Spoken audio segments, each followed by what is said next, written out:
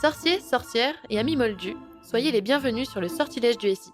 Le podcast Harry Potter qui revisite l'histoire d'un simple coup de baguette. Je suis Al, votre défenseur invétéré de Severus Rogue. Et moi c'est Colline, votre passionnée des maraudeurs. Dis Colline, tu peux expliquer aux auditeurs de quoi on va parler aujourd'hui ? Aujourd'hui on s'attaque à une question fascinante qui pourrait totalement bouleverser l'histoire d'Harry Potter. Et si Harry avait grandi dans une famille sorcière ? Vous le savez, dans l'histoire originale, Harry a été élevé par les Dursley, une famille de moldus qui détestent la magie. Cela a évidemment marqué son enfance, son caractère et même sa manière de percevoir le monde magique. Mais imaginez un instant, que se serait-il passé si Harry avait grandi dans une famille sorcière, entouré de magie dès son plus jeune âge ? Quel choix aurait-il fait ? Aurait-il été le même héros ? Et surtout, comment cela aurait influencé le combat contre Voldemort ? Il ne nous reste plus qu'à prononcer la formule magique. Installez-vous confortablement et plongez avec nous dans le Sortilège du SI.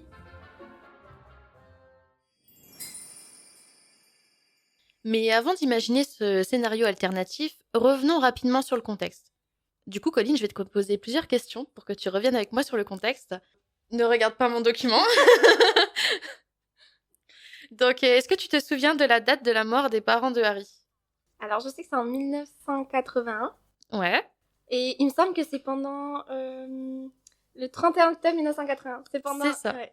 Il me semble que c'est Halloween. Oui, exactement. C'est à Halloween que Dumbledore, non déguisé, que Voldemort non déguisé, est venu les tuer, malheureusement.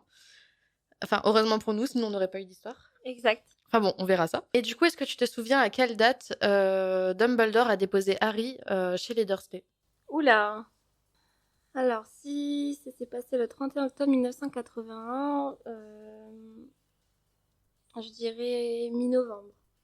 Non, c'est le soir du 1er novembre. Ok. Ce qui fait déjà tard parce que ça veut dire qu'on ne sait pas ce qui est arrivé à Harry pendant toute la journée. Parce que ses parents sont morts le soir du 31 et c'est à peine le soir du 1er novembre qu'il a été déposé chez les Dursley. Donc, Mais il est sûrement resté avec Hagrid du coup. Bah justement, il y a beaucoup de spéculations de la part des fans pour savoir qu'est-ce qui s'est passé. Peut-être que ça fera l'objet d'un SI. Peut-être.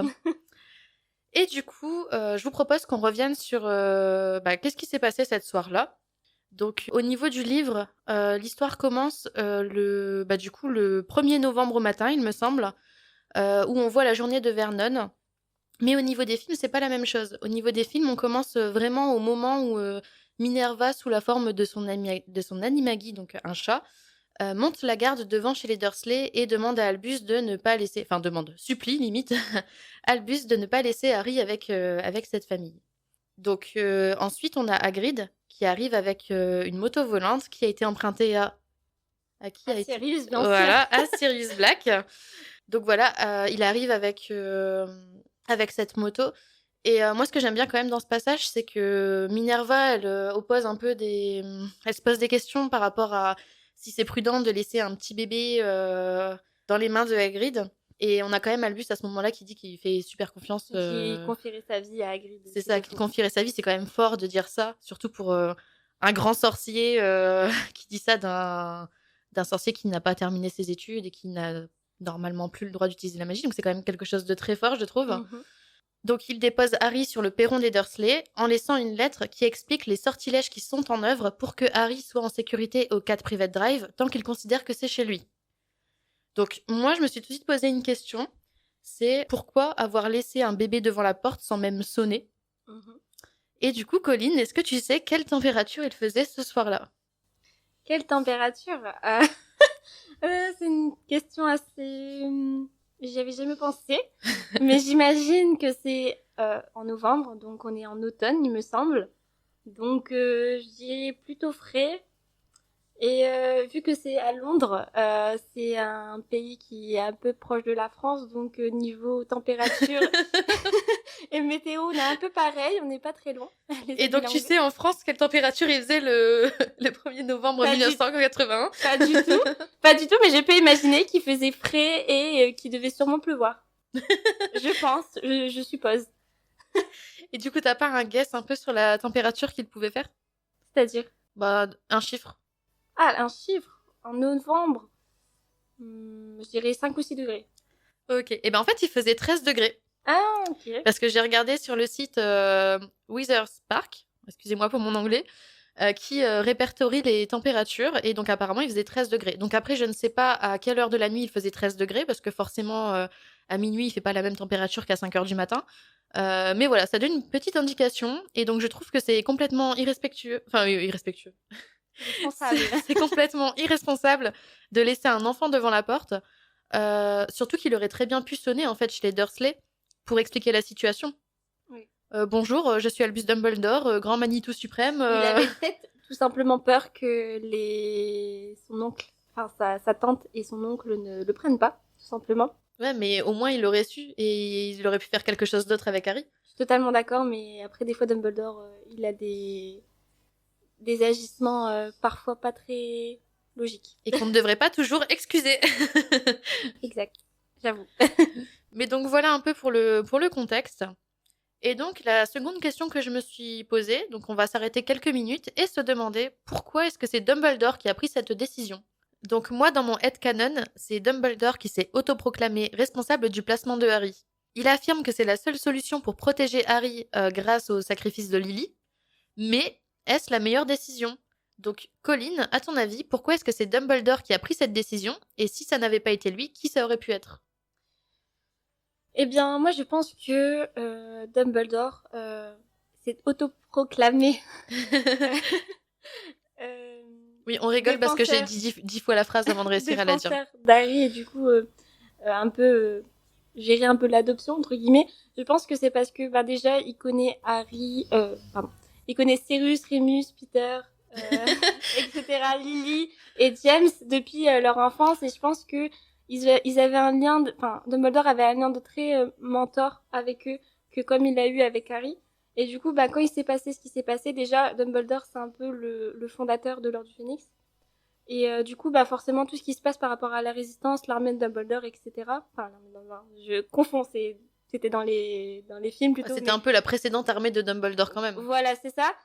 Du coup, j'imagine que tout ce qui se passait par rapport à la résistance, etc., pour lui, il avait le rôle de s'occuper de ce garçon, d'Harry, parce que déjà, c'était sûrement l'élu, parce que je sais pas si vous le savez, mais Harry et Neville étaient prétendument un des deux l'élu, mais Voldemort a choisi Harry comme l'élu.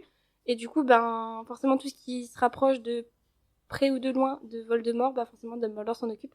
Donc moi, je trouve ça logique, peut-être irresponsable comme Al l'expliquait, dans le sens où il a pas frappé pour donner à son oncle et sa tante et expliquer la situation, mais par contre, je peux comprendre que ce soit Dumbledore qui s'en occupe. Ok. Moi, je voudrais quand même revenir sur ce que tu disais, où tu imagines que Dumbledore a pu être un peu un mentor pour les maraudeurs. Je suis pas forcément d'accord avec ça. Je pense que Dumbledore est un mentor pour Harry parce que justement, Harry, c'est l'élu. Oui. Et je pense pas qu'il ait eu cette relation avec les maraudeurs parce que même dans Harry Potter, on le voit à aucun autre moment avoir un peu ce rôle-là avec un autre élève. Et du coup, les maraudeurs, ils étaient déjà 4 aussi dans leur groupe, donc j'ai un petit peu du mal à voir ça. Par contre, je suis d'accord avec le fait qu'il y avait une proximité avec lui de par, du coup, l'ordre du Phénix. Mais du coup, tu nous as dit pourquoi, selon toi, ça devrait être Dumbledore qui prend la décision. Mais si ça avait pas été lui, est-ce que tu as une idée de qui aurait pu décider pour Harry? Ou vraiment, dans ta tête, ça peut être que Dumbledore? Non, ça aurait pu être Minerva. Ok. Honnêtement, j'imagine bien Minerva. Et sinon, aussi la famille Weasley. Non, je confonds avec les filles. Non, pas du tout les Weasley, je pense pas. On sait pas s'il y avait un lien entre les Weasley et les parents de Harry, parce que à aucun moment, par exemple, il y a beaucoup de moments où des personnes disent à Harry qu'il ressemble à son père, mais qu'il avait les yeux de sa mère. Je me souviens pas dans le livre qu'il y a un moment où eux, ils lui aient dit ça. Et je pense que sinon, ils en auraient forcément parlé.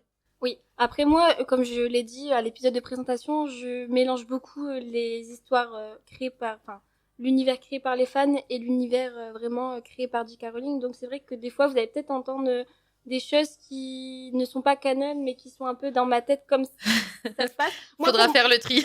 En tout cas, je sais que pour moi, dans ma tête, la famille Potter et la famille Weasley se connaissaient. Enfin, du moins, la famille, je parle de la famille, mais je parle plutôt des personnages Alice, c'est les noms du bas. Molly et comment il s'appelle ? Et Arthur. Molly et Arthur et James et Lily, dans ma tête, ils se connaissent. Ils étaient même amis sûrement pendant l'école à Poudlard pendant leur scolarité. Donc oui, je pense que finalement, en vrai, c'est peut-être pas bête d'imaginer quand même que Molly décide de prendre Harry sous son aile. Non, finalement, après réflexion, je pense que ça pourrait être possible. Alors, je pense que dans un univers parfait, oui, pourquoi pas. Mais du coup, si on réfléchit un peu aux lois et aux règles... Alors, vous allez vous rendre compte dans ce podcast que H sera très canon, très règle, très Wiki Potter. Moi, je serai très l'imagination. Et pourtant, c'est Colline qui a fait une licence de droit, je tiens à le rappeler. Exactement, et c'est pas pour autant que je continue ma licence ou que je pars en master en droit. J'ai arrêté, c'est pas pour rien. Enfin bref. Du coup, moi, je me suis dit que si Dumbledore n'avait pas pris cette décision, déjà, ça aurait pu être quelqu'un du ministère de la magie. Ça me paraît assez logique, étant donné que c'est quand même un enfant orphelin. On s'en fout que ce soit Harry, en fait, c'est un enfant orphelin. Enfin, on s'en fout que ce soit Harry. Vous me comprenez, mais du coup, c'est un enfant orphelin, donc c'est forcément, pour moi, c'est quelqu'un de qualifié. Et ça doit être encadré. Sinon, n'importe qui trouve un enfant orphelin pourrait dire, bah tiens, maintenant c'est mon enfant. Et je pense que ce serait très vite le bazar.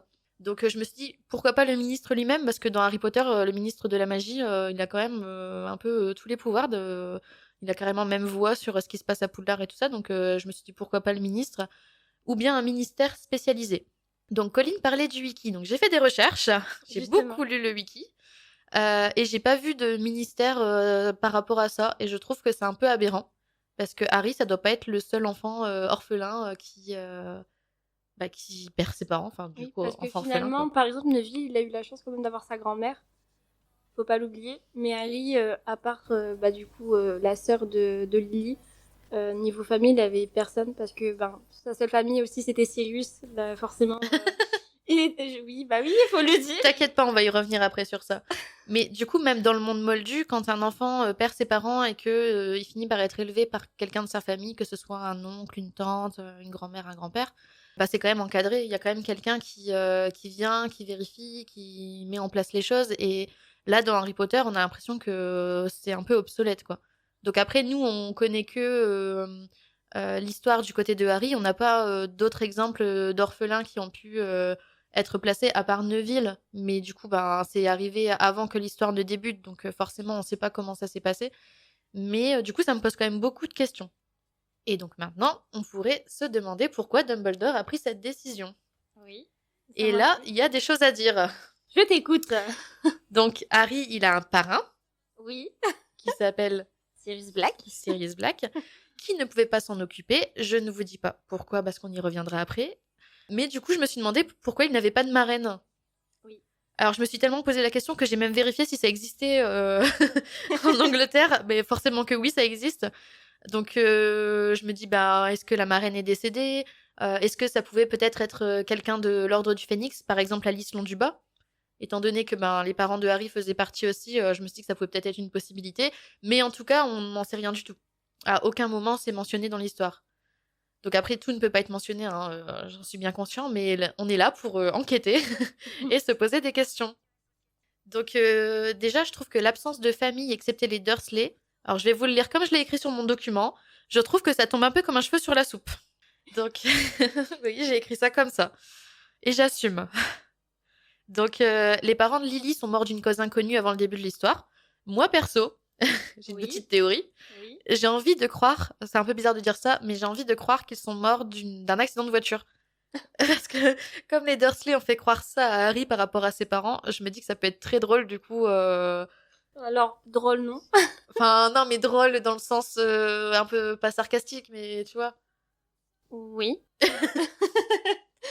Non, mais enfin, ce serait un hasard marrant. Okay. Enfin, voilà. Je pense pas que ça serait un hasard. En fait, il aurait utilisé tu parles des parents de Lily. Oui, ouais, Pétunia aurait pu utiliser elle aurait pu utiliser son histoire personnelle pour faire croire à Harry, tu vois, pour que le mensonge y passe plus facilement. Ouais, mais du coup, t'imagines, Pétunia, elle dit, tes grands-parents, ils sont morts d'un accident de voiture, et puis... Ah bah non, en fait. Et puis tes parents aussi, hasard de dingue.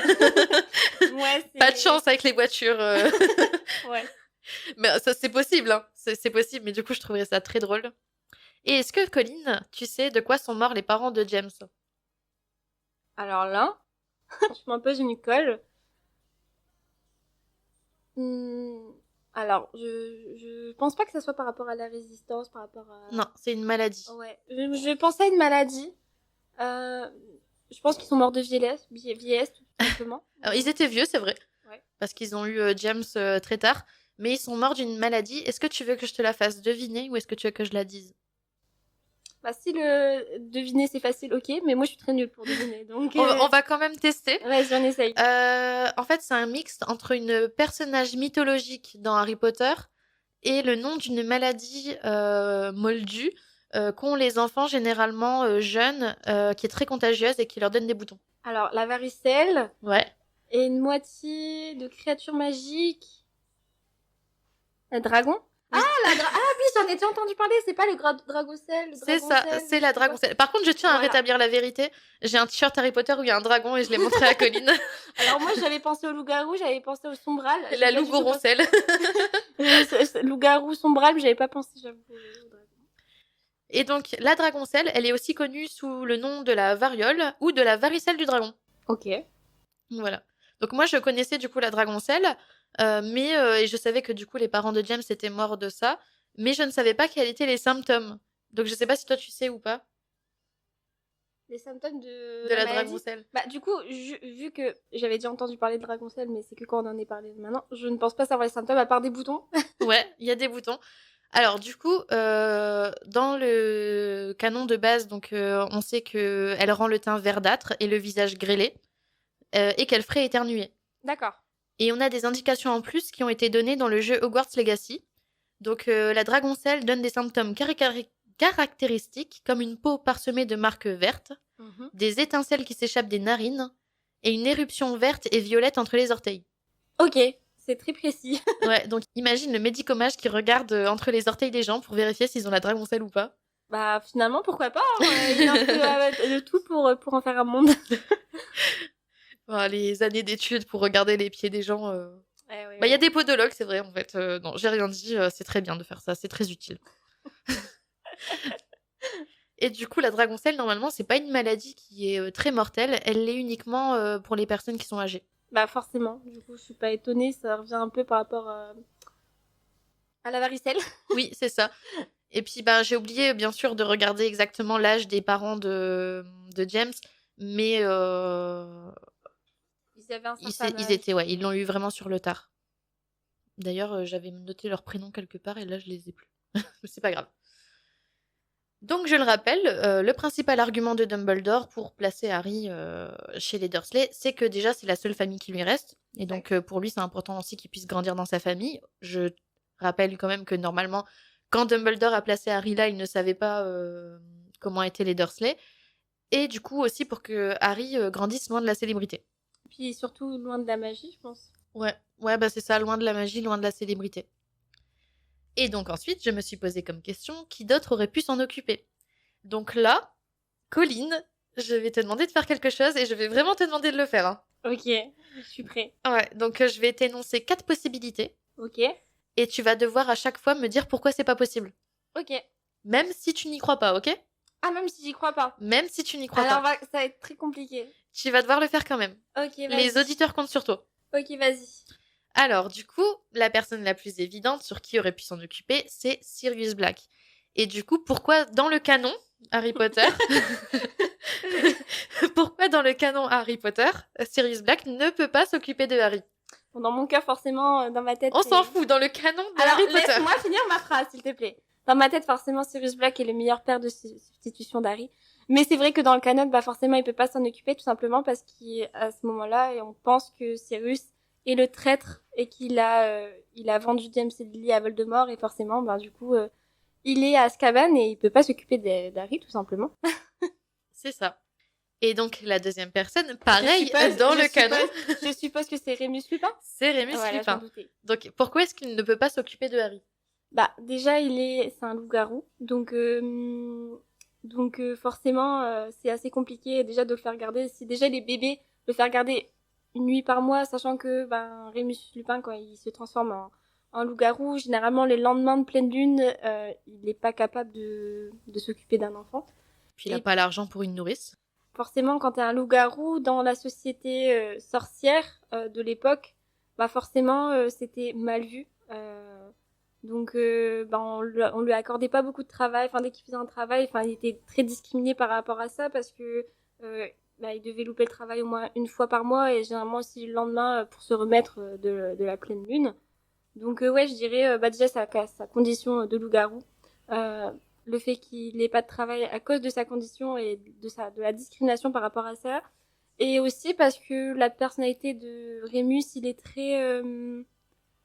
il a très la tête sur les épaules et il se serait pas engagé dans quelque chose où il savait que peut-être il aurait pas réussi à assumer son rôle. Voilà. Oui, et puis si jamais il existe vraiment un ministère et qu'on le sait pas qui s'occupe des adoptions, les loups-garous étant mis au banc de la société, Oui. je pense qu'aucune personne ne lui aurait accordé le droit d'élever Harry. Puis d'ailleurs, peut-être que, parce que encore une fois, je sais pas différencier le canon à ce que les fans créent comme histoire, mais est-ce que il me semble qu'il y a bien une sorte de liste de tous les loups-garous par rapport tous les loups-garous de la communauté sorcière? Je sais qu'il y a une liste des animagis, une liste des loups-garous. Je sais pas s'il y en avait une de base ou si ça s'est créé pendant la guerre avec Voldemort. Donc, la deuxième guerre, enfin même la première en fait. Enfin, pour le coup, je sais pas. J'ai jamais entendu parler de la liste d'une liste concernant les loups-garous, mais en tout cas, je pense que c'est pas un grand secret quoi. Quoique Dumbledore, il a quand même réussi à faire en sorte que Rémus étudie à Poudlard, donc je pense que si les parents avaient su qu'il y avait un élève qui était un loup-garou, je suis pas sûre qu'ils auraient accepté.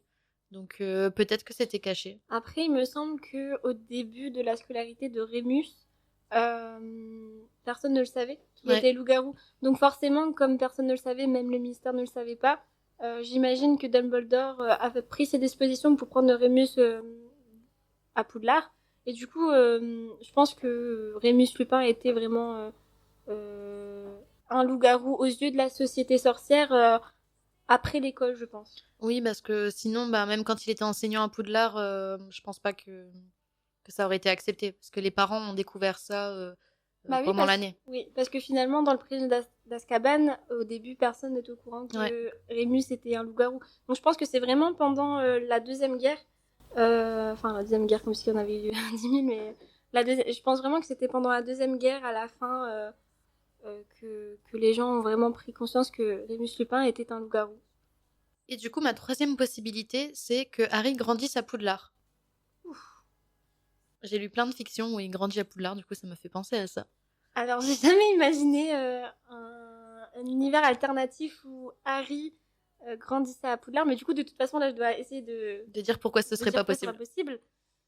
Qui est-ce qui s'en serait occupé? Donc en fait ça aurait été un peu tous les professeurs mais pas en même temps parce que du coup forcément ils font cours et ça me paraît un peu bizarre, genre tous les jours il y aurait eu un professeur qui s'occupe d'Harry et tout ça, ça aurait été pas très stable pour lui. Il aurait pas eu une vie stable, il aurait toujours été à gauche, à droite, il aurait pas eu comme un encre, tu vois. Oui. En fait, dans les fanfictions que j'ai lues, soit c'était des professeurs qui s'en occupaient à tour de rôle et en même temps il y avait aussi des elfes de maison qui le surveillent. D'accord. Mais je suis assez d'accord avec toi. Pour moi, qu'il grandisse à Poudlard, c'est pas très crédible. Non. Parce que il aurait été quand même tout seul, très écarté de la société. Les élèves l'auraient reconnu aussi à chaque fois et du coup, ça n'aurait pas aidé sur cette histoire de célébrité auprès de laquelle Dumbledore essayait de le préserver, quoi. Oui. Puis comme tu disais tout à l'heure, s'il y avait vraiment eu un ministère par rapport à l'adoption, je pense pas que ils auraient accepté ça, quoi, que Caris aurait été vraiment je sais pas comment dire ça, vagabonder chez l'un, chez l'autre, chez les elfes, chez ceci, chez cela. Non, je pense pas. Et du coup, ma quatrième possibilité, c'est une famille sorcière. Donc c'est peut-être un peu plus difficile, donc je te propose qu'on se concentre sur pourquoi il n'aurait pas pu vivre chez la famille Weasley. Oui, forcément, j'ai pensé direct au Weasley, forcément. Alors c'est compliqué de contrecarrer cette hypothèse parce que je la trouve plutôt cool. Du coup, revenir à la célébrité, quoique même si ça aurait été la célébrité, si ça aurait été dans une bonne famille sorcière, j'imagine que cette famille l'aurait protégé. C'est pas facile celle-là. Je dirais la célébrité, je dirais En fait, je vois que des bons côtés. Donc, je te laisse quand même nous dire pourquoi. Oui, bah selon moi, il aurait pas pu grandir dans la famille Weasley déjà parce qu'ils ont pas énormément d'argent. Du coup, c'est pas forcément facile de prendre soin d'un enfant, surtout un enfant en bas âge. Parce que là, on le rappelle, Harry, il a quelques mois quand ses parents sont... Il a 1 an, en fait. Après, oui, non, parce que quand même, tu vois, dans les films, enfin, je me rappelle plus assez des livres parce que je les ai lus il y a très très longtemps, mais du moins dans les films, tu vois que Molly, elle a un instinct très très très très maternel avec Harry. Oui, mais ça coûte moins cher d'avoir un adolescent chez toi quelques jours plutôt que d'élever un enfant. Oui, mais après, tu vois, je me dis, ils ont eu énormément d'enfants, ils ont eu quand même beaucoup d'enfants, et du coup, ben, déjà, niveau vêtements et tout ça, ils pouvaient toujours récupérer les vêtements des autres, et puis, c'est pas Harry qui aurait mangé une part pour 10 personnes, quoi. Donc, je pense Bah, que on sait un pas. enfant en plus ou en moins, je pense pas qu'il y ait une différence. Si dès son enfance, il aurait pu avoir de la nourriture à abondance, on sait pas s'il aurait beaucoup mangé ou pas, en fait. Et puis, c'est surtout que ben, elle avait déjà beaucoup d'enfants à domicile. Là, quand Harry il est adulte, elle a déjà Charlie et Bill qui n'habitent plus la maison. Ouais. Donc, ça fait quand même déjà 2 enfants en moins. Et quand Harry avait 1 an, ben, déjà, il y avait Ron qui était un bébé. Et soit Molly était enceinte de Ginny, soit elle avait accouché. Mm. Enfin, du coup, soit elle avait un Ginny aussi en enfant de bas âge. Donc, récupérer un 3e enfant en bas âge, ça ferait quand même un peu beaucoup. Mais en tout cas, là, c'était pour démonter les théories. Ouais. En tout cas, je suis pas totalement d'accord parce que du coup, encore une fois, elle a eu plusieurs enfants, elle est assez rodée quand même. Ça, c'est une bonne mère de famille. Pareil pour Arthur. Ah, Donc, mais je ne contredis pas ça. Hein. ouais. Je contredis pas ça, hein, mais c'est pour les biens de... Bien de l'épisode. Okay. Voilà. J'accepte alors. Ok, super, c'est bon. On a trouvé un terrain d'entente, tout va bien. Et donc maintenant, je vous propose qu'on arrive un peu sur le vif du sujet. Donc, qu'est-ce que ça aurait changé pour Harry de grandir dans une famille sorcière? Alors, quand j'ai pensé un peu à ça, je me suis dit, un enfant, il a des besoins, il faut que ses besoins ils soient comblés. Et je me suis rappelé de quelque chose que j'ai vu en formation qui s'appelle la pyramide des besoins. Et en fait, la pyramide des besoins, c'est une théorie qui permet de parler de la motivation d'une personne. Pour qu'une personne soit motivée à faire quelque chose, il faut qu'elle ait un certain nombre de besoins qui sont comblés. Et donc ça a été fondé à partir d'observations réalisées dans les années 1940 par un psychologue qui s'appelle Abraham Maslow. Waouh, c'est assez loin quand même. Ouais. Mais en fait, quand j'ai revu, parce que du coup j'ai fait un petit peu des recherches sur les besoins des enfants de cet âge-là, et quand je suis retombée sur cette pyramide, j'ai remarqué quelque chose, c'est que Harry, ayant été élevé chez les Dursley, il n'a aucun de ses besoins qui ont été respectés. Et donc, il y a une hiérarchie de ces besoins. Donc, on commence par les besoins physiologiques. Donc, c'est manger, boire, s'habiller, respirer, dormir. Ce qu'il n'a pas toujours eu. Voilà. Il a quand même vécu le placard sous l'escalier. On le privait de manger, de boire quand il faisait pas ce qu'on lui demandait. Donc, ok. Ouais, puis en dehors d'être privé, il pouvait pas manger à sa faim non plus. Donc, en tout cas, ce besoin-là, déjà, un besoin qui est quand même primaire, quoi, fondamental, un besoin physiologique qui n'était pas respecté. Ensuite, on a aussi le besoin de sécurité. Donc, c'est avoir un toit, une chambre, un lieu sécurisé. Donc, ça, pareil, c'est pas respecté non plus pour Harry, parce qu'on peut pas appeler le placard sous l'escalier un lieu sécurisé où on se sent bien. Alors, je dirais que niveau sécurité, je dirais 20%. Mais quand même, enfin non. Ouais, 20% parce que quand même, enfin, faut quand même pas oublier qu'il est quand même dans une maison. Enfin, il est pas dehors. Enfin, il est pas SDF, donc. Oui, il est pas, il est pas enfermé dans le jardin. Enfin, ouais, c'est ça. Il dort pas dans un cabanon dans le jardin, donc bon. Ouais. Ah, dans un cabanon, il y aurait un toit aussi. Puis il faut pas oublier que, il me semble que, je sais plus à partir de quel film, mais au bout d'un moment, c'est à partir du 2. À partir du 2, il récupère l'ancienne chambre de Dudley. Oui, mais justement, j'allais en venir sur ça. Parce écoute. que la seconde chambre de Dudley, est-ce qu'on peut vraiment appeler ça un lieu sécurisé, un chez-soi, un endroit où on se sent vraiment chez soi? Parce qu'au final, c'est des vieux meubles qui sont cassés. La chaise, elle tient encore par magie, elle a que 3 pieds. C'est pas non plus, c'est pas un endroit qu'il peut s'approprier qui est vraiment à lui et dans lequel il se sent bien en fait. De toute façon, je pense que même il aurait eu une chambre convenable, il se serait jamais senti comme chez lui parce que déjà avec ce qui s'est passé quand il était plus jeune, même la chambre de Dudley, tout simplement, genre ce type a traumatisé Harry toute son enfance. Donc forcément, même s'il a récolté la chambre de Dudley dans le tome 2 ou dans le film 2, même si elle aurait été convenable, il aurait bien un bon lit, il aurait eu une bonne chaise, il aurait jamais été extrêmement bien parce que c'est là où Dudley vivait avant, enfin il était avant. Bah justement, encore au-dessus du besoin de sécurité, on a le besoin d'amour et d'appartenance. Donc ça, c'est le fait d'avoir une famille, des 0 amis, pointé. d'appartenir à un groupe ou une communauté. Bah alors Donc là, ça, je pense qu'il y a même pas de débat, quoi. bah non, c'est pas ça le débat là du coup. Ah ouais, C'est non, c'est vraiment pas ça le débat. 0 pointé. Là, si je devais mettre une note à la tante d'Harry et son oncle, je lui dirais 0 sur 10. Voilà. Moi, je dirais moins 100. Moins 1000 alors. Toujours plus. Toujours plus, ouais. Et donc, au-dessus du besoin d'amour et d'appartenance, on a le besoin d'estime. Donc là, c'est l'estime de soi, la reconnaissance, la réussite et le respect des autres. Donc le respect des autres, on peut dire que c'est un peu inexistant pour Harry, en tout cas quand il vivait chez les Dursley. Et du coup, je suis pas sûre qu'il ait eu une énorme estime de lui, quoi. Même pour l'amour de soi. La tante et l'oncle, toujours à le rabaisser, toujours à lui dire que c'est un moins que rien, toujours à dire que ses parents, c'était les pires des... Je vais pas dire les pires des fainéants. Des alcooliques, des sans alcooliques, emploi. voilà. Donc forcément, ça porte des séquelles et estime de soi, amour de soi, tout ce que tu veux, toujours 0 sur 10. Hein. Et donc, tout en haut de cette pyramide, on a le besoin d'accomplissement de soi. Donc là, c'est s'épanouir, exprimer son potentiel, sa créativité et réaliser ses désirs. Donc, j'essaye d'imaginer Harry qui exprime un désir auprès des Dursley. Je pense que c'est mort. Ça peut pas être réalisé. Non. Impossible. Et exprimer son potentiel, à part en faisant le jardin ou en faisant à manger ou en faisant le ménage. Il avait aucun moment où il pouvait s'amuser, tout simplement. Voilà. Parce que dès qu'il s'amusait, c'était compris par son oncle et sa tante comme un moyen de rébellion, je pense. Donc forcément, dès qu'il voulait s'amuser, dès qu'il voulait faire quelque chose qui sortait du cadre, qu'un gamin voulait faire, comme tout le monde, je pense, bah forcément, c'était réprimandé, c'était puni, c'était tu vas dans ton placard, tu vas pas manger ce soir, tu vas pas boire et tu restes là et tu fais ta statue, voilà. Tu fais comme si tu n'existais pas. Voilà. Et surtout, ne jamais interrompre la blague du golfeur japonais de l'oncle Vernon. Exactement. Donc voilà, je voulais revenir du coup un peu sur la pyramide des besoins pour dire que ça n'avait pas du tout été respecté chez Harry. Et si ça avait été respecté, enfin s'il avait vécu dans une famille sorcière, ça aurait pu mal se passer aussi, soyons honnêtes. C'est mon côté un peu pessimiste qui parle là. Mais ça aurait pu aussi très bien se passer. Ces besoins-là auraient pu être accomplis, assouvis plutôt. Et du coup, Harry aurait pu accomplir beaucoup plus de choses et ça aurait changé pour moi beaucoup de choses dans la suite de l'histoire. Bah, je pense que si sa tante n'avait pas été jalouse de Lily, et qu'elle aurait été une sœur normale, je pense qu'elle se serait bien occupée d'Harry et ça aurait été un Harry complètement différent qui aurait commencé à Poudlard. Oui, peut-être un autre épisode. Exact.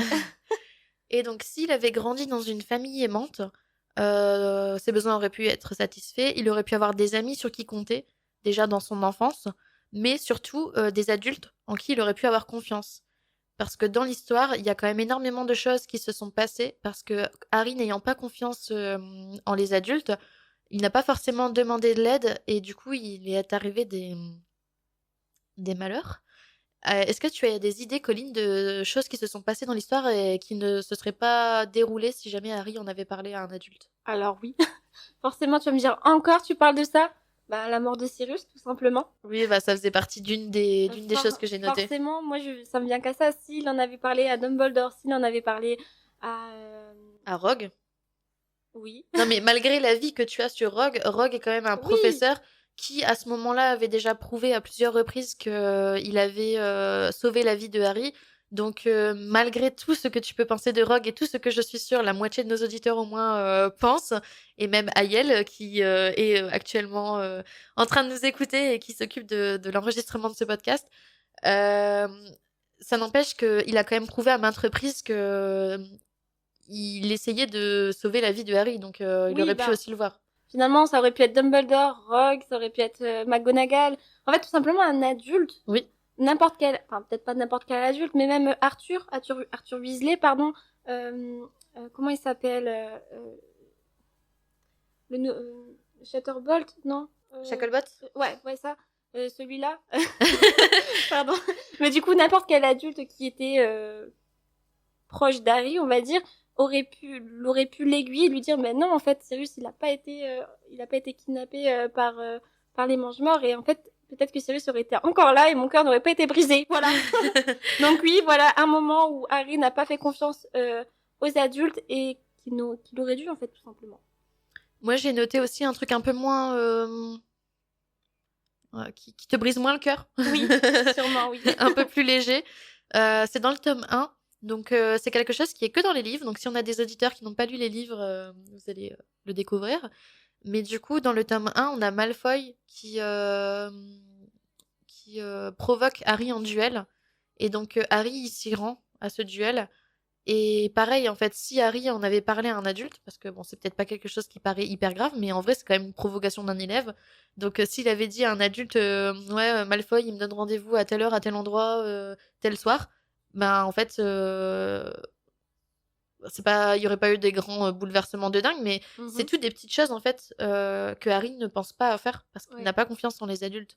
Et petite chose par petite chose, bah, c'est comme ça qu'on... engendre la mort de Sirius. Voilà, ça engendre la mort de Sirius.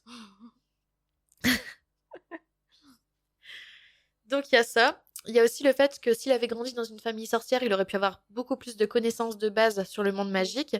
Et là, tu risques de ne pas être d'accord avec moi, Colline. Là, et d'ailleurs, vous aussi, chers auditeurs. Attendez, je vais me préparer un petit peu, je vais boire un coup d'eau parce que je pense que je vais avoir du mal. Ouais, je vais attendre qu'elle ait fini de boire, sinon elle va remettre de l'eau plein sur son ordi.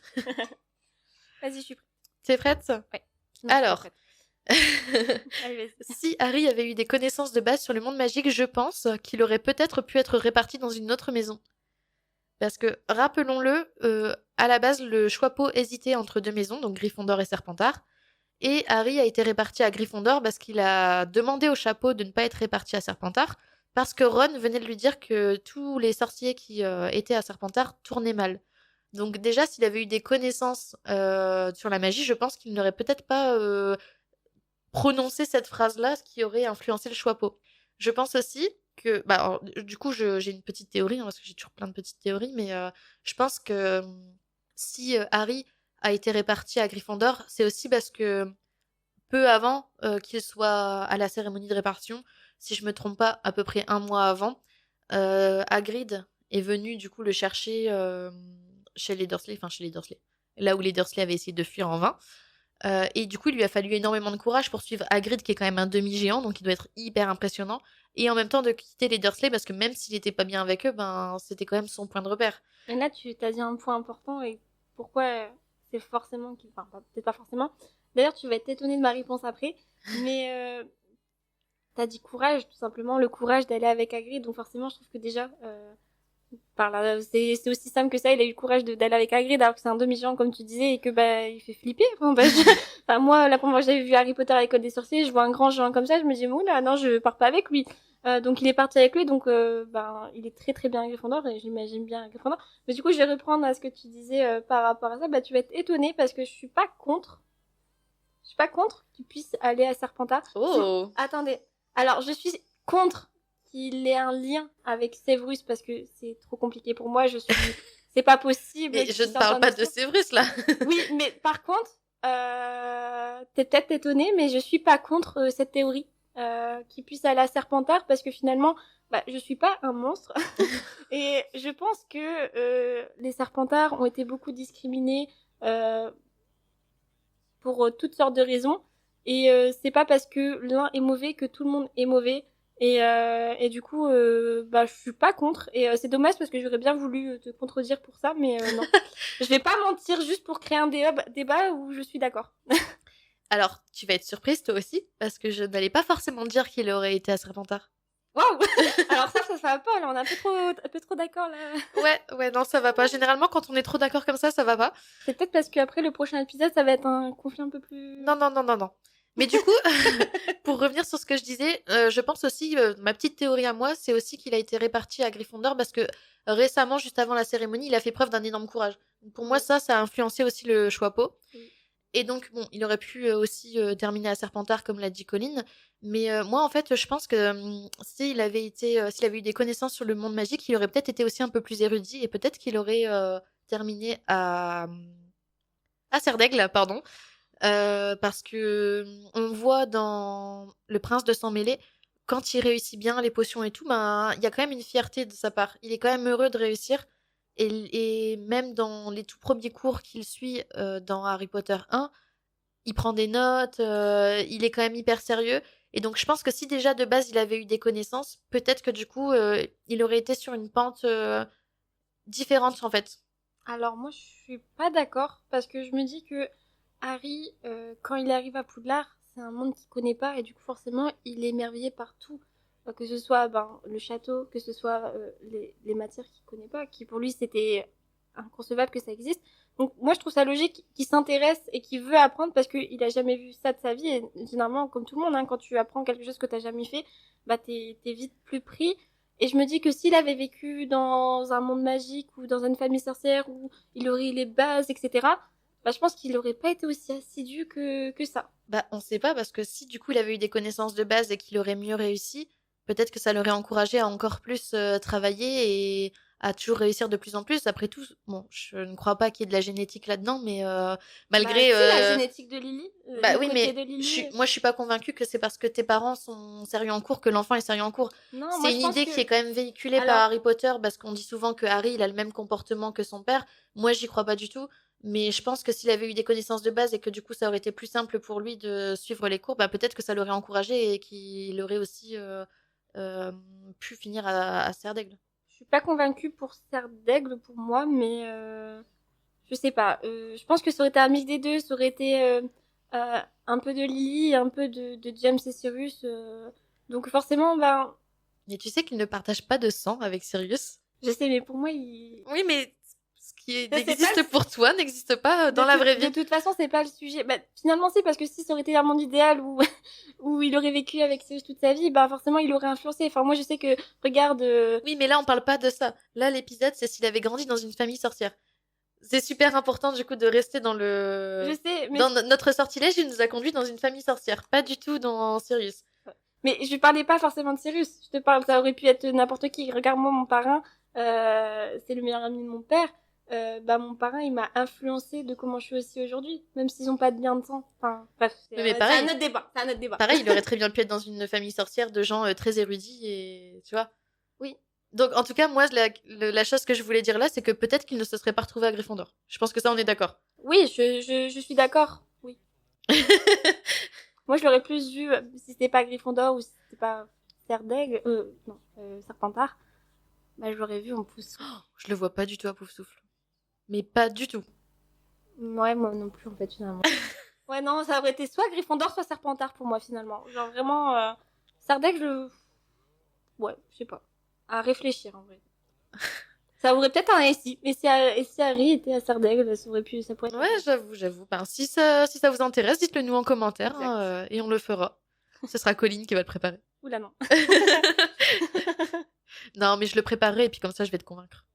Oui, bah après, je suis pas contre changer d'opinion. Je suis Ouais. pas contre. Donc voilà, on a parlé de la maison. Et si on parlait de sa tête De sa tête. Oui. Donc déjà, s'il avait grandi dans une famille sorcière, je pense qu'il aurait pu être mieux préparé à ce qu'il attendait. Parce que franchement, psychologiquement, se dire que on doit grandir pour ensuite finir par tuer quelqu'un, ça doit vraiment être quelque chose de très Ouais. dur, quoi.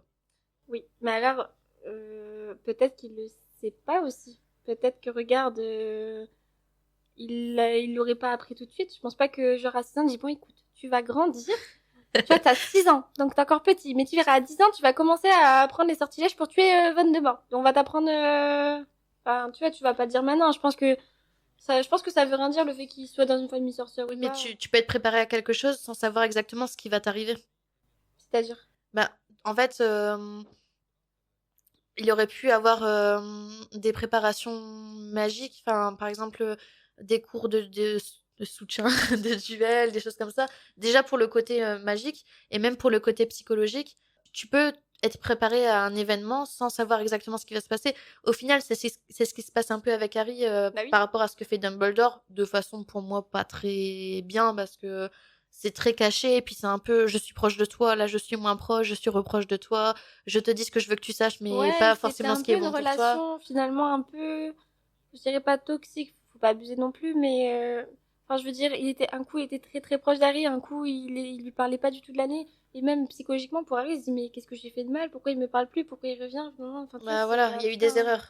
Oui, après, je pense qu'il est humain comme tout le monde, hein, Bien sûr. Dumbledore. Enfin, n'importe quel personnage, même Sirius, hein, je pourrais lui dire qu'il a des défauts. Je pense que chaque personnage a ses défauts, comme chaque être humain a ses défauts de toute façon. Bien sûr, mais du coup, faut pas oublier qu'il a aussi perdu ses parents à 1 an, qu'il a pas de souvenir Oui. de d'eux, à part la mort de sa mère, où il a Un flash. le flash vert qui lui revient en esprit. La première fois qu'il les voit, c'est sur le miroir de Rized. Ouais.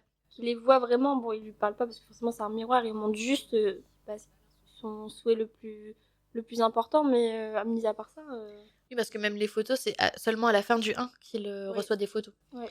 Mais du coup, ce que je voulais dire par là, c'est que dans plusieurs fanfictions, il existe des psychomages. Oui. Donc, moi, qui mélange aussi quand même pas mal ce qui se passe dans les fanfictions et ce qu'il y a dans le canon de base, je pensais que ça existait vraiment. Donc, bien sûr, j'ai fait des recherches dans le wiki, parce que je voulais pas vous dire de bêtises. Et en fait, j'ai pas trouvé de preuve que ça existe. Donc, je trouve ça un peu aberrant aussi, parce que c'est quand même hyper important. Et surtout que la psychologie, on en parle chez les animaux. Parce que quand Ron fait des recherches pour, avec Harry et Hermione pour trouver une solution pour sauver Buck, il lit un livre qui s'appelle Manuel de psychologie chez les hippogriffes. Enfin, Manuel de psychologie des hippogriffes, pardon. Donc, si on en parle pour les animaux, pourquoi pas pour les humains?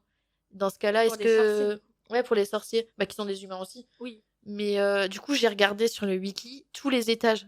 Enfin, je dis ça comme si j'avais parcouru tous les étages de Sainte-Mangouste. Pas du tout. J'ai lu des onglets. Mais il n'y avait pas d'endroit pour les maladies de la tête, quoi. Il y avait pour les sortilèges provoqués par une créature. Il y avait les accidents de sortilèges. Il y avait plein de choses, mais il n'y avait pas du tout pour parler de psychologie.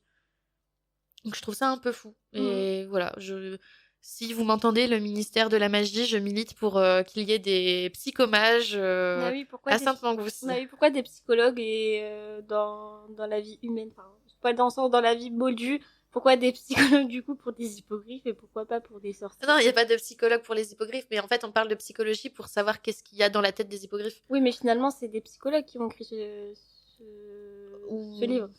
Enfin, tu peux pas écrire un livre. Les ethnologues? Oui, je sais pas. Je sais pas. On va pas s'aventurer dans quelque chose. Non, non, non, on va s'arrêter là. Enfin, on n'arrête pas l'épisode, vous inquiétez pas. Parce que là, on va parler de, à votre avis, bah du coup, à ton avis, Colline, et puis après, à votre avis, vous aussi dans les commentaires. Bah, je suis pas... Attends, je t'ai pas encore posé la question. Non, mais c'est parce que tout à l'heure, quand tu nous as dit oui, Sirius Black, je sais pas quoi, on va pas en parler plus, on va en parler plus tard. Ah! Donc c'est par rapport à ça, non? Non. Ok. Bah non, moi, Sirius Black, c'était bah, quand j'avais dit dans l'équidote serait pu s'en occuper, pourquoi ça peut pas être Sirius Black, du coup, bah c'est là alors que tu l'as dit. j'ai rien dit. Tout va bien, tu l'as dit. On coupera ça. Du coup, je sais plus ce que j'ai dit ou ce que j'ai pas dit. Donc maintenant qu'on a parlé de ce qui s'est passé dans la tête de Harry, qui aurait peut-être été un enfant un peu plus équilibré, on va continuer à parler de sa tête en fait. Et donc Colline, je vais te poser une question. Oui. Est-ce que, à ton avis, parce que c'est un des principaux arguments de Dumbledore, est-ce que la célébrité lui serait montée à la tête s'il avait grandi dans une famille sorcière avec des personnes qui du coup connaissaient son histoire et avec potentiellement des enfants qu'il aurait pu rencontrer qui connaissaient aussi son histoire? Ça dépend s'il aurait été bien entouré ou pas. S'il aurait eu un bon entourage, je pense que non. Mais s'il avait été mal entouré, je pense que ça lui aurait un peu monté à la tête ou dans le syndrome du sauveur, tu vois. Genre, ah, c'est moi le héros, c'est moi l'élu, c'est moi qui dois faire ça, il se serait monté à la tête et peut-être qu'il en aurait joué. Donc, en fait, ça dépend de l'univers alternatif que tu imagines. Soit, bah, il est dans une famille qui est très... qui le laisse faire et qui s'en occupe pas plus que ça, mais du coup, ça pourrait lui monter à la tête. Ou soit il est très bien entouré et puis son entourage lui dit écoute, réveille-toi, normalement. Oui. Je pense que ce serait ces deux possibilités. Je sais pas ce que t'en penses, mais je pense que tu vas nous le dire tout de suite. Oui, je vais vous le dire tout de suite. Donc en fait, je suis plutôt d'accord avec toi. Je pense que quand on sait que quelque chose peut arriver, on peut faire en sorte que ça n'arrive pas aussi. Donc si on se dit il y a des chances pour que Harry ait la célébrité qui lui monte à la tête, on peut faire en sorte que ça n'arrive pas et l'élever dans l'humilité en fait dès son plus jeune âge et surveiller justement ça. Surtout que vivre dans une famille sorcière, pour moi, c'est pas forcément être exposé aux autres. Il aurait pu aussi vivre à l'écart. Mais oui, reculé, regarde la famille Weasley, ils vivaient pas en plein centre de Londres. Non, mais après, eux, ils pouvaient par exemple sortir régulièrement au chemin de traverse ou des choses oui, comme oui. ça, je sais pas. Et du coup, rencontrer du monde. Mais je veux dire, il aurait très bien pu aussi vivre un peu à l'écart de la société, la société sorcière. Ouais, mais ouais, je suis d'accord. Ouais. Ok. Et puis, alors vous allez découvrir que j'aime beaucoup les expressions, mais je pense que la peur n'écarte pas le danger. Parce que dans Le Prince de Sang-Mêlé, la célébrité monte à la tête de Harry, parce qu'il n'est plus perçu comme le garçon qui a menti, mais plutôt comme l'élu. Et au final, ce qui lui a permis de garder les pieds sur terre, finalement, c'est Hermione. Oui. Donc, exactement. ça, je sais plus si c'est dans les livres ou pas, mais en tout cas, j'ai un souvenir très net dans les films. Je pense que ça doit être dans les livres aussi. Mais en fait, on peut très bien aussi l'aider à ce que la célébrité ne lui monte pas à la tête et à lui remettre les pieds aussi sur lui terre. Mettre un petit livre, prendre un livre et lui claquer à la tête. Oui, il y a peut-être aussi d'autres solutions. Je mentionne Hermione. Oui, bien sûr. Je pense que tout le monde pense à la scène à laquelle j'imagine. Bien sûr, Colline n'encourage pas les mauvais traitements chez les enfants. Chez les enfants, ils ont le même âge. Non, mais parce que moi, je parle toujours dans la famille sorcière. Ok. Donc, pour moi, la seule vraie raison d'avoir mis Harry chez les Dursley, c'est pour les sortilèges de protection. Et plus précisément, la magie protectrice du sacrifice de Lily. Le problème, ça reste quand même que les Dursley étaient maltraitants. Oui. Et que le seul contrôle que Dumbledore avait sur Harry, c'était Madame Fig, qui ne voyait Harry qu'une fois par an quand il partait en vacances et que du coup, il allait chez elle avec ses gâteaux trop durs et ses chats. Donc, en fait, les Dursley auraient très bien pu maltraiter Harry jusqu'au point de le tuer. Donc, est-ce que c'était vraiment une solution de le laisser là ? Voilà, je tenais à dire ça quand même. Je suis d'accord. Et donc, pour son bien-être émotionnel et physique, moi, je pense que la meilleure solution, ça aurait été quand même que Harry grandisse dans une famille sorcière, dans un lieu sous protection, avec Dumbledore comme gardien du secret, parce qu'on va pas réitérer les erreurs du passé en mettant quelqu'un comme gardien du secret et qu'au final, le secret est révélé. Surtout un rat. Oui, surtout un rat. Donc tous ceux qui se transforment, que leur animagi c'est un rat, on vous confie aucun secret, c'est mort. Clairement, on vous déteste. C'est un peu dur quand même. Oui, c'est dur. Mais non. Tous les rats ne sont pas Peter. Oui. Bah oui, regarde, rien à voir, hein, mais le rat de mon père, il avait un rat plus jeune. C'est vrai en plus. Et il l'emportait partout. Voilà. Comme Harry avec Peter. Le Ron avec Peter. C'est ça en plus. Ok. Ton père est roux ? Non. Ok. Bon, ton père n'est pas Ron. Mon père n'est pas Ron. Ok, ça marche. Bah du coup, moi j'arrive un peu à la fin de mon épisode, donc peut-être pour résumer un peu, grandir dans une famille sorcière, ça aurait changé énormément de choses chez Harry. Ça lui aurait permis d'être mieux dans son corps et dans sa tête. Ça lui aurait permis aussi de se forger son propre caractère et d'être plus qu'un pion. Parce que Harry est quand même un pion dans l'histoire, rappelons-le. Il aurait pu atterrir dans une autre maison, il aurait pu se faire d'autres amis. J'en ai pas trop parlé là, mais forcément, s'il avait été réparti dans une autre maison, il aurait peut-être pas été ami avec Ron et Hermione, parce que les amitiés intermaisons, il y en a pas non plus des masses dans Harry Potter. Donc ça aurait changé énormément de choses, mais ça lui aurait permis aussi beaucoup de bonheur et l'histoire telle qu'on la connaît aurait été totalement modifiée. Ouais, franchement, je suis d'accord. On espère que vous avez apprécié ce premier petit voyage dans un univers alternatif complètement différent sur l'enfance d'Harry Potter. En tout cas, ne soyez pas déçus, notre sortilège continue. En attendant, on est sur les réseaux sociaux, Facebook, Instagram et TikTok, où on fait des petites vidéos. Donc n'hésitez pas à nous suivre. Et en dehors de ça, on vous donne rendez-vous pour notre prochain épisode qui portera sur un thème qui touche personnellement Colline. Je pense que vous savez déjà de quoi. Alors je vais pas vous spoiler, mais ça portera sur les maraudeurs. J'en dirai pas plus, j'ai pas envie de vous spoiler plus. Mais forcément, ce premier-ci, ça me tenait à cœur quand même de commencer un débat sur eux parce que c'est mon univers préféré dans Harry Potter. Un grand merci à la radio Mythe FM qui nous permet d'enregistrer notre podcast, mais aussi de le diffuser. Donc merci à eux, c'est grâce à eux qu'on peut vous parler avec des bons micros. Donc ça, c'est quand même super cool. Et surtout à Ayel qui nous enregistre nos épisodes et qui est toujours là pour nous aider, etc. Donc cœur sur toi. Merci à moi, du coup. Je suis très honorée d'être parmi vous. C'est l'honneur d'une vie, finalement. Je voudrais remercier ma famille de m'avoir fécondée pour que je puisse assister à ce moment. C'est le but de toute une vie. Tu sais que ça va être mis dans le podcast, hein. Eh ben, merci. C'est l'effet escompté. Du coup, on se retrouvera très prochainement pour un nouvel épisode. Donc, en vrai, dans 2 semaines. Dans 2 semaines, on se retrouvera pour le prochain épisode. Et oui, en tout cas, on vous souhaite une très bonne journée ou bonne soirée, on ne sait pas. N'oubliez pas de nous laisser vos avis en commentaire. Ça nous ferait super plaisir d'avoir vos retours et de nous noter aussi sur les plateformes de podcast. Et surtout, on n'oublie pas, c'est pas ça le débat. Nox.